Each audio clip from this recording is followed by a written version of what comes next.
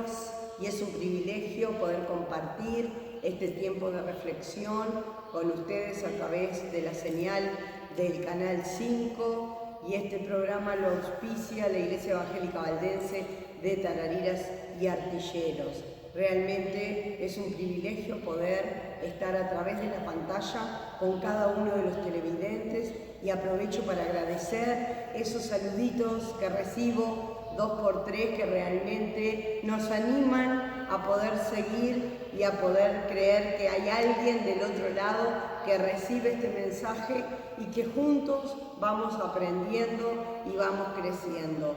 Y hoy no es un programa más, porque realmente desde hace varios programas atrás que he estado intentando compartir con ustedes cómo fue el origen del mundo, cómo fue el origen de la humanidad, cuál era el plan perfecto de Dios, después cómo a través de la desobediencia del hombre los planes tuvieron que cambiar, y aparte de todo esto, si se acuerdan ustedes, hacer un poquito de memoria, hablamos también del diluvio, de la primera vez que realmente Dios se entristeció por ver cómo la humanidad estaba viviendo tan apartada de los estándares que Él había propuesto para que sus hijos realmente pudieran ser felices y gozar de una vida plena.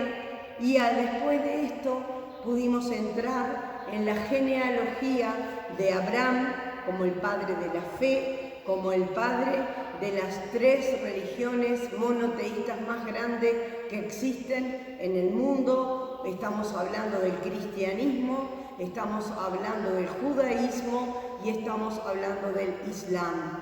Y en este día y en esta oportunidad no puedo dejar de compartir con ustedes que después de haber hablado de Abraham, pudimos ver cómo estaba naciendo, y que estábamos en eso, el Estado de Israel, que desde el año 1948 se declaró un Estado independiente. Y hoy es un día especial, no es un día más, porque desde hace unos días atrás, ese mismo Israel que fue descendiente de Abraham, que fue parte del pueblo que Dios había elegido, ese mismo Israel es el país que hoy está en guerra.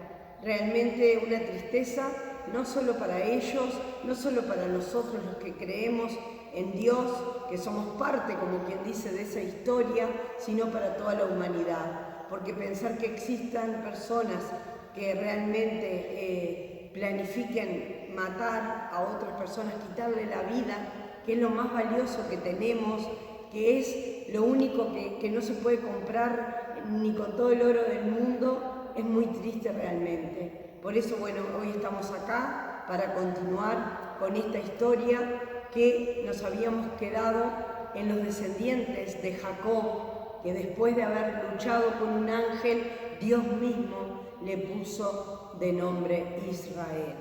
Y habíamos estado viendo que este Israel, que en realidad él era Jacob, hermano de Esaú, tuvo 12 hijos, y creo que no había mencionado que además de tener 12 hijos varones, tuvo una hija mujer llamada Dina, la cual tiene una historia bastante triste que ustedes la pueden leer en el Génesis. Pero continuando con el programa anterior, vamos a seguir con uno de los hijos de Jacob, que era el primer hijo que había tenido con Raquel, que era su esposa amada, que su nombre era José. Después, con Raquel tuvieron otro hijo llamado Benjamín, y en el momento de dar a luz a Benjamín, Raquel murió. De ahí que siempre Jacob prefirió a José y a Benjamín, pero especialmente a José. Este José, que simplemente cuento un poquito de lo que ya habíamos visto, fue vendido a una caravana, a un grupo de ismaelitas como esclavo, y de esta manera él llegó a Egipto. Mientras tanto, sus hermanos, que lo hicieron por odio, por celo, por vengarse, fueron y le dijeron a su papá: Israel, tu hijo ha muerto. Le llevaron la túnica ensangrentada, y el papá sufrió mucho por la muerte de ese hijo, que no era verdad. Y continuando con la historia de José, llegó a Egipto. Allí él era muy bueno en todo lo que hacía, y no era casualidad, sino que la Biblia nos cuenta que él era bueno en todo lo que hacía porque Dios estaba con él. Y esta promesa no es solo para la época de José, que vivió hace más de 5.000 años, es para nosotros hoy. Si nosotros permitimos que Dios sea parte de nuestra vida, sin duda que con la ayuda de Dios y no por nuestros propios méritos, vamos a ser buenos en todo lo que hagamos, porque vamos a hacer siempre lo mejor que esté a nuestro alcance. Y así era José, y era tan bueno que pasó a ser la mano derecha de Potifar, que era el encargado como un gobernador de Egipto. ¿Y qué pasó? ¿Se acuerdan que la esposa de Potifar lo había mirado como diciendo, que está lindo José? Pero José le dijo, lo único que no puedo, que mi amo no me ha dado es a su esposa. Yo no puedo fallarle en esto. Entonces él se negó a los deseos de la esposa de Potifar y salió disparando. La esposa se quedó con ropa en la mano y por despecho dijo, tu siervo, tu esclavo quiso abusar de mí. Potifar obviamente lo metió en la cárcel como correspondía, porque por supuesto que le creyó a su esposa.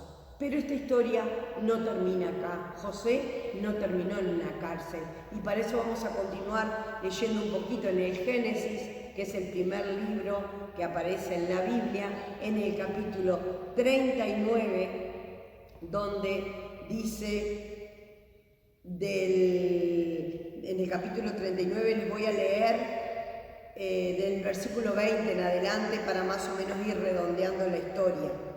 Y dice, y tomó su amo a José y lo puso en la cárcel, por esto que la esposa había dicho, donde estaban los presos del rey, y estuvo allí en la cárcel. O sea que, aparte de haber sido tirado por sus hermanos en un pozo, después sacado y vendido a la caravana donde iban los esclavos, aparte de eso, ahora le toca estar en la cárcel, y nunca, a pesar de todo, él renegó de su Dios. Pero Dios estaba con José, dice el versículo 21, y le extendió su misericordia y le dio gracia en los ojos del jefe de la cárcel. Y el jefe de la cárcel entregó en mano de José el cuidado de todos los presos que había en aquella prisión. Todo lo que se hacía allí, él lo hacía. No necesitaba atender más el jefe de la cárcel ninguna cosa, porque todo estaba al cuidado de José, porque Jehová Dios estaba con José, y lo que él hacía, Jehová lo prosperaba. Y estando allí en la cárcel, cuenta el capítulo 40, había dos presos con él, que era el jefe de los coperos del rey y el panadero del rey. Entonces ellos tuvieron unos sueños un tanto extraños, y por lo tanto José, que con la ayuda de Dios interpretaba sueños, le dijo al jefe de los coperos, tu sueño significa que te vas a salir de la cárcel y no vas a tener ningún problema. Dice después más adelante, ya que el panadero vio que lo que había soñado el copero, el que servía el vino al rey, era bueno, le contó su sueño y le dijo, mira, tu sueño dice que vas a salir de acá y te van a matar. O sea que no era buena la interpretación, pero Dios le había dado que interpretara eso. Y así fue, tal como José lo interpretó, así sucedió. Y en el versículo 14 dice que José le dijo al jefe de los coperos, acuérdate de mí cuando tengas ese bien, y te ruego que uses conmigo de misericordia y le menciones al faraón de mí, así me saca de esta prisión. ¿Y qué les parece que hizo el copero? Apenas salió de la cárcel, no se acordó más. Dice el versículo 23, y el jefe de los coperos no se acordó de José, sino que se olvidó de él. Acá decimos a veces como la patada de la vaca empantanada, viste que la ayudás y se olvida. Pero aconteció que el tiempo siguió transcurriendo y el faraón mismo, la máxima autoridad en Egipto, recuerden que él ahora estaba en Egipto, también soñó sueños y llamó a todos los adivinos, los sabios de aquella época y nadie se los pudo interpretar. Eso lo encuentran en el capítulo 41 de Génesis.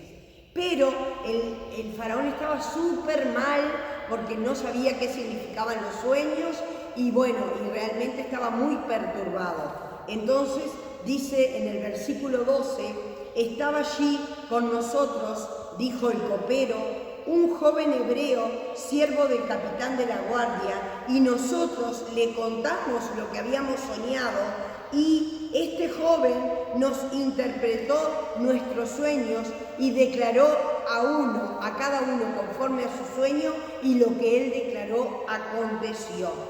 Entonces el faraón mandó llamar urgentemente a ese esclavo, a ese preso que era José.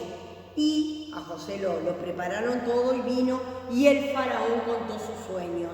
Y los sueños del faraón son muy conocidos, realmente creo que todos los conocemos e incluso muchas veces hablamos de ellos y es el sueño de las 7 espigas de trigo abundantes y 7 espigas que eran magras y cómo las 7 espigas magras se comían a las 7 espigas rebozadas.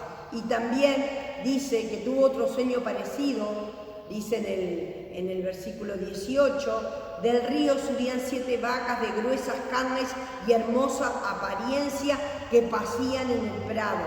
Y otras 7 vacas subían después, flacas y de muy feo aspecto, tan extenuadas que no he visto otra semejante en fealdad en toda la tierra de Egipto, contaba el faraón, ¿no? Y las vacas flacas y feas devoraban a las 7 primeras vacas gordas, y éstas entraban en sus entrañas, mas no se conocía que hubieran entrado, porque la apariencia de las flacas era aún mala como al principio, cuenta faraón, y yo desperté. Entonces José respondió, el sueño de faraón es uno mismo, Dios le ha mostrado a faraón lo que va a hacer.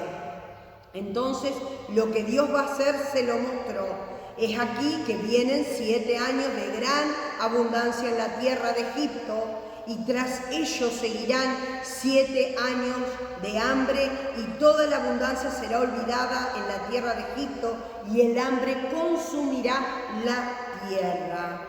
Y aquella abundancia no se echará a ver a causa del hambre siguiente, la cual será gravísima. Y el suceder el sueño a Faraón 2 veces significa que la cosa es firme de parte de Dios, que Dios lo va a hacer y se apresura para hacerlo. Por tanto, le dijo José al Faraón, provéase ahora usted un varón prudente y sabio y póngalo de jefe sobre la tierra. Entonces sigue un poquito más adelante cuando Faraón le dijo a sus siervos, a sus esclavos, ¿acaso hallaremos a otro hombre como este en quien esté el Espíritu de Dios? Y por supuesto que Faraón quitó su anillo de su mano, el anillo era símbolo o signo de autoridad, y lo puso en la mano de José, y lo hizo vestir de ropas de lino finísimo, y puso un collar de oro en su cuello. Y era José de edad de 30 años cuando fue presentado delante de Faraón, rey de Egipto. Y salió José de delante de Faraón y recorrió toda la tierra de Egipto, siendo el segundo después de Faraón. Y por acá voy a dejar hoy, en este día, esta historia que continúa, que la pueden encontrar en el Génesis, pero que nos deja mucho enseñanza. Cuando José fue vendido como esclavo, tenía 17 años. Cuando pasó a ser la mano derecha de Faraón, tenía 30 años. Imagínense que en ese periodo de tiempo estuvo como esclavo, estuvo como mano derecha de Potifar, estuvo años preso hasta que realmente él estuvo en el lugar por el cual Dios había permitido que pasara por todas esas cosas. Llegar a ser la mano derecha del faraón de Egipto. Y así fue. A veces en la vida nuestra pasan circunstancias que no entendemos, a veces en la vida nuestra pasan años y cosas que estamos esperando no suceden, pero tenemos que aprender de José a ser paciente, a no renegar, y como dijo el faraón, ¿hallaremos acaso otro hombre como este en quien el Espíritu de Dios esté? Solamente cuando el Espíritu de Dios está en nosotros podemos llegar a tener paciencia, podemos llegar a ser agradecidos a Dios en las buenas y en las malas circunstancias, y podemos saber que Dios siempre está al control, pase lo que pase. Y yo te animo a que puedas entregarle tu vida a ese Dios y que puedas aprender a confiar en Él, que Él está al control de todo lo que ocurre en la humanidad. Te bendigo en el nombre de Jesús y será hasta la próxima semana. Muchas gracias.